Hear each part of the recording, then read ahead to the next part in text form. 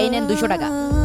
200 টাকা? কালকে এই টাকা খরচ করবেন এবং পরশুদিন ক্লাস যখন শুরু হবে তখন কিন্তু আপনার কাছ থেকে হিসাব নিব, ঠিক আছে? এভাবে হুজুর যথাক্রমে 90, 80, 70, 60, 50 টাকা করে সকল ছাত্রদের মাঝে ভাগ করে দিলেন। সবশেষে দেখা গেল একটি ছাত্র পেল মাত্র 2 টাকা।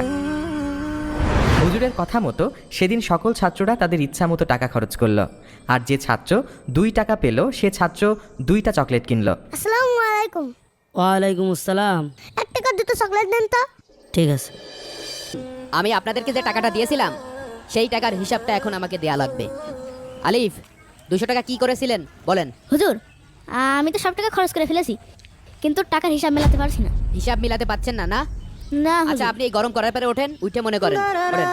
হুজুর, খুব গরম হুজুর, খুব ব্যথা লাগছে হুজুর, হুজুর খুব গরম। মনে করার চেষ্টা করেন, মনে করার চেষ্টা করেন। গরম হুজুর, খুব ব্যথা লাগছে হুজুর। হুজুর মনে পড়ছে না হুজুর, হুজুর মনে পড়ছে না হুজুর।